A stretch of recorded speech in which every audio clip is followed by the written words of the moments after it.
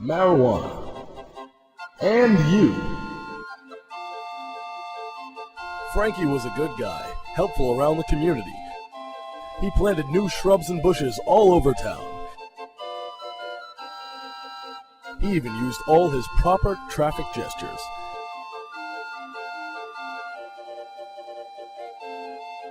He was friendly with everybody in town. Hey, Billy! But for every good apple, there's one bad seed. Chuck was no good. He smoked tobacco and even skipped class to drink beer. And then one day, Chuck asked Frankie for a ride to the prom. He said it would be a gas, but most of the students, they just smelled trouble brewing. Boy, I hope we get there in time. Come on, Frankie, relax. Take a hit off this. What is that? It's a marijuana cigarette. Come on, Frankie, don't be a square. Don't be a gas. Oh, all right.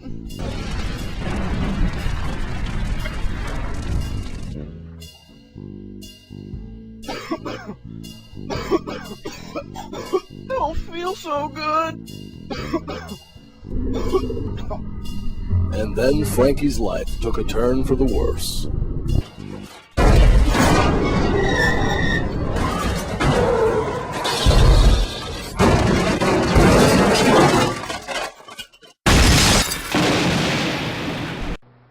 Marijuana is an intoxicating, mind-muddling drug.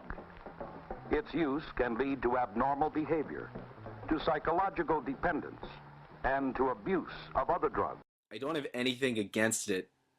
It's an inanimate object. I have things against the people who smoke it because I don't think they contribute much to society. Prepare to meet Mr. Angry Eyes. Hold it!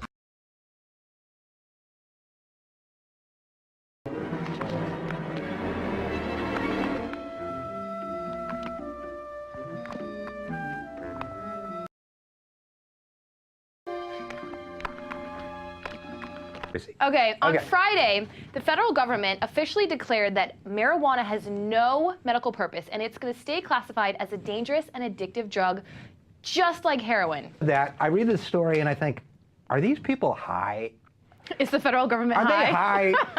Because the fact that I might choose to refrain doesn't mean, there's a lot of data that shows that pot is great for pain relief, for stress relief, for... But apparently it wasn't enough for the federal government. They've done this. Like the falsehood, okay? I don't like them saying it has no medical value. That even under medical supervision, it's not okay. I'm not a doctor. You're against that. I'm not a doctor. My understanding is it does have medical value, and it takes the edge off. Marijuana makes people high. Yes, and so do prayer and oxygen. Is that bad? People get high on nature, high on life, high on God, high on chocolate, coffee, beer, tobacco, even TV, exercise, and meditation alter your consciousness. The core issues are personal choice and responsibility. Cannabis consumers are seeking the same respect and fundamental rights as anybody else, which is what they deserve. The Declaration of Independence affirms our right to the pursuit of happiness. The U.S. Constitution 9th Amendment states that the enumeration in the Constitution of certain rights shall not be construed to deny or disparage others retained by the people. A US government-funded study has found that smoking marijuana regularly for up to 7 years does not impair lung function. The researchers monitored the lung function of over 5,000 young men and women over a period of 20 years. They found that smoking pot for 7 joint years, the equivalent of 365 joints a year, does not harm lung function, whereas smoking tobacco harms lung function in a much shorter period. You see this scene?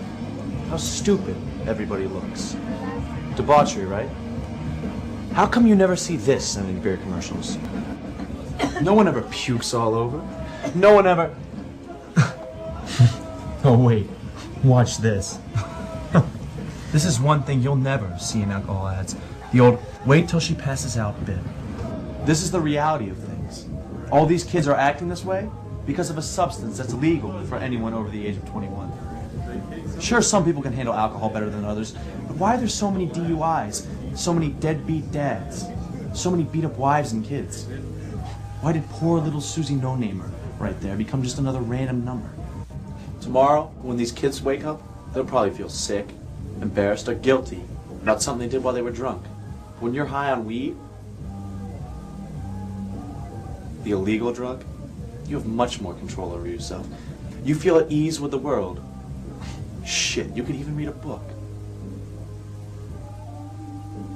Might only be like 1 or 2 pages in an hour, but it'll blow your mind.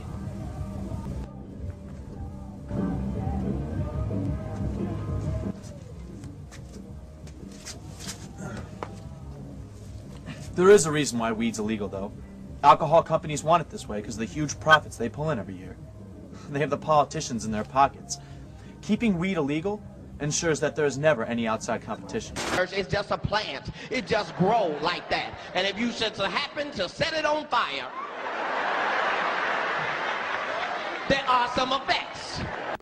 The truth is, marijuana really is a medicine. And it's been a medicine for 5,000 years.